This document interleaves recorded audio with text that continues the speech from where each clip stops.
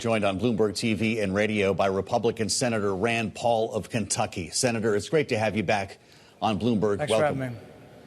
Thanks for having Absolutely. me. I'm going to start with the government shutdown, which is, of course, driving so much of the conversation here in Washington, D.C., and you're in a unique situation. You're standing alone among Republicans in the Senate. Are you the last debt and deficit hawk among Republicans in the upper chamber? It feels that way sometimes, yeah. You know, the way I look at the spending proposals is what amount of debt will it add up to? So the Republican plan this year, the continuing resolution, led to about a $2 trillion deficit. And I look forward to see what will it do if we do the same thing next year. It's about a $2.1 trillion deficit, so it's actually worse.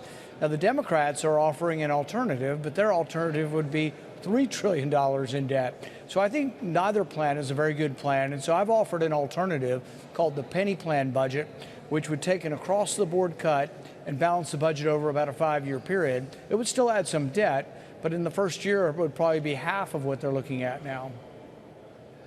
I saw the penny plan that you posted on Twitter. What happens when you walk in the cloakroom and talk to your Republican colleagues then, Senator? What do they tell you when you try to make your case? Well, I think they know where I'm coming from. When we had the vote 2 weeks ago, 36 Republicans voted with me. So it's not like it's a minority. Over half of my caucus voted with me. Now, there's still 16 big government Republicans who don't want to cut any spending. And typically they work with the big government Democrats, and it is a bipartisan spending problem that we have here. But most of them, I think, wish that they could be better and stronger. But I think a lot of them think, well, I can't stake out this position. But when I get home, I get nothing but encouragement. People at home are like, thank you for standing your ground. Thank you for standing up for what you said you were running on, which was balancing the budget. Yeah. Are people at home talking to you about health care as well, the extent to which there's concern about Obamacare subsidies expiring at the end of the year? This is the talk, and the president says that he's in discussions with Democrats about this. Is that the off-ramp? Most of our conversations at home have been with people affected by tariffs. So the number one issue I get wherever I go in the state is tariffs are killing the family farm, tariffs are killing the bourbon industry, tariff is killing the cargo transport industry. So there's all kinds of talk, but mostly of tariffs.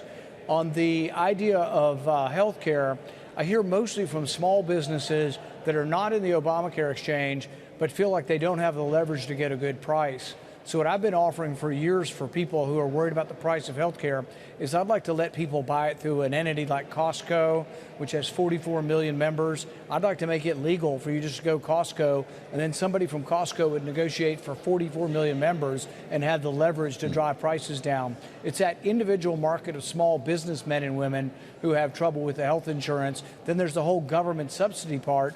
But the reason you can't just give everybody money is we don't have the money to give to them. We have to borrow it from China. That leads to inflation, and poor people think they're getting something free on one hand, but at the other hand's in their pocket, stealing their paycheck with inflation.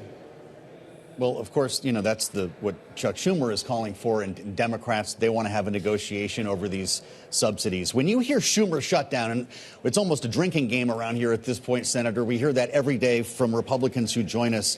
Is that a disingenuous line when it comes to describing this situation? Is it more complicated than that, or actually how you see it from the other side of the aisle? I would say a lot of people are at fault for devolving this debate down to maybe a third grade level and not really thinking it through. The vote isn't on shutting government down or keeping government open. The vote is on what level of spending can you tolerate, what level of debt can you tolerate, and I think there can be valid reasons. Now, the reason why I think the Democrats are less valid at this point are because 48 of them voted, or 47 of them voted in December of last year for the identical bill. See, we're still living under the Biden spending levels. That's why I'm opposed to it. I voted against the Biden spending levels when they came from Democrats and when they're coming from Republicans. But these Democrats voted for the identical bill in December of 24. They're faced with the exact same vote now, and they've changed. Why? Because they've moved the goalpost. This whole idea of Obamacare subsidies has never been a part of the continuing resolution debate.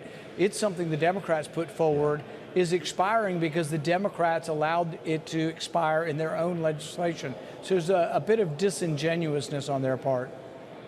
Well, it is interesting as well. You didn't mention AOC, which usually comes with the talking points on this, and it is rich irony Senator, that Republicans are now urging Democrats to vote on this bill that they once found toxic. And I guess this is why a lot of people have trouble understanding Washington here. What's your gut? Just before we move on, I'd like to ask you about a couple of other things.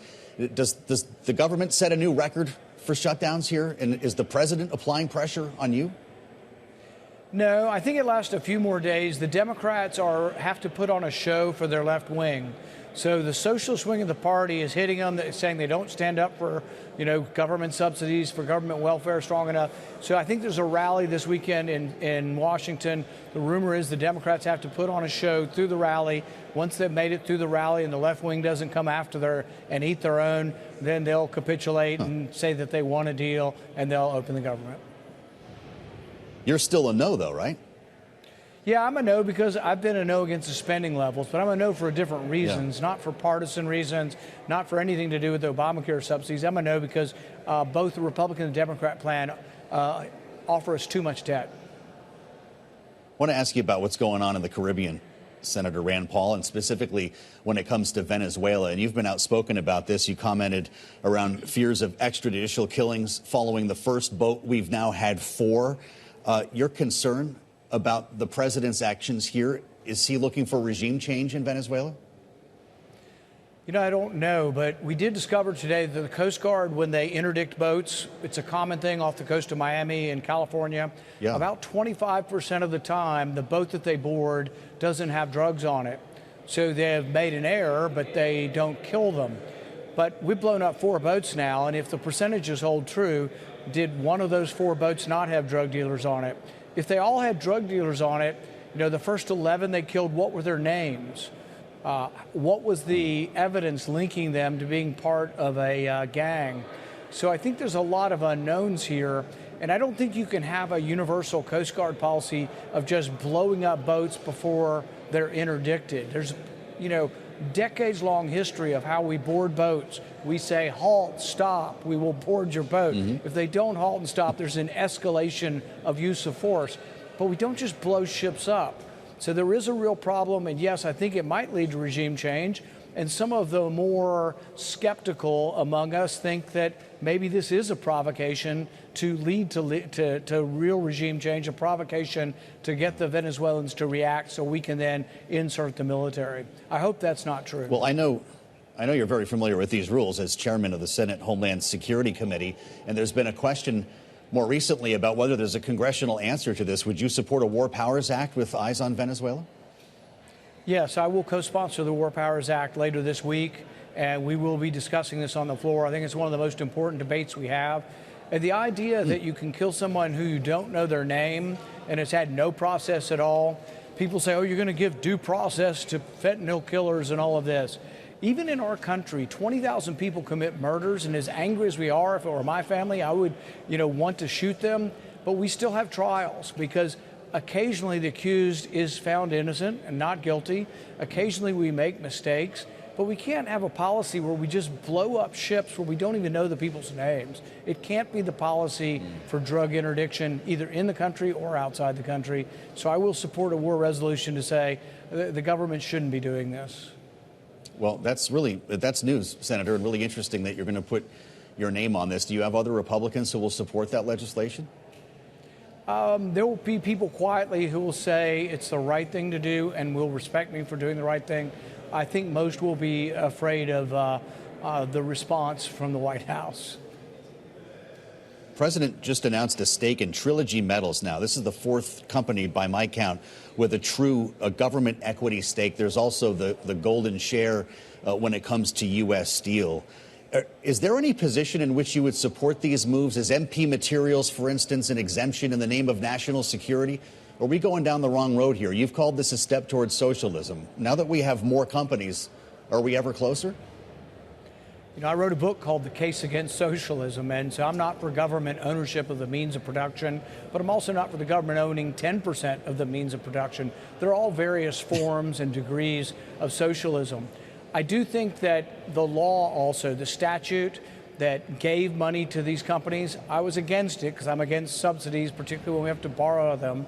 But the law didn't indicate any power or transfer any power to the president to say instead of a grant, we're going to give you we're going to have stock in your company, and that's the only way you get it. Those conditions weren't contemplated in the law, so I suspect eventually this will go to court.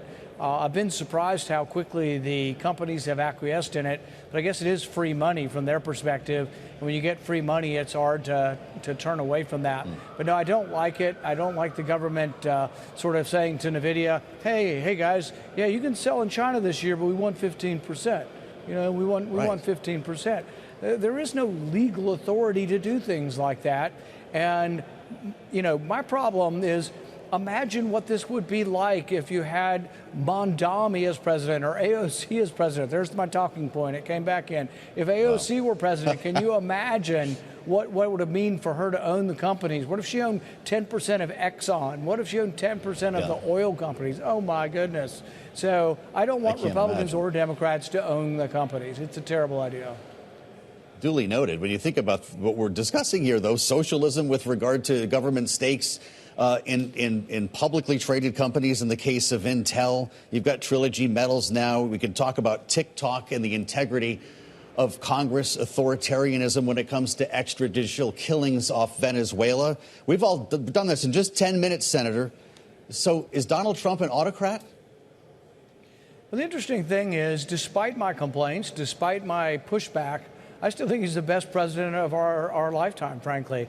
I would vote for him 1,000,000 times over a socialist like Harris or a president like Biden, who is unable to really perform the functions of the job. But yeah, on so many things, he's for lower taxes, less regulation. He's more pro-business. Doesn't mean I agree with everything, but just because I have disagreements, and some of the things are big disagreements, doesn't mean that I actually, frankly, don't think he's a great president. You think federal workers should get back pay when this ends? They always do. It's not a matter of will they. They always do, and it'll be part of the deal. The Democrats will fold within a week, but part of the deal is that all the union workers that work for the federal government will get back pay. I'm way over my time, Senator, but I appreciate the conversation and your time this evening. Rand Paul of Kentucky, thank you for the conversation on Bloomberg TV and radio.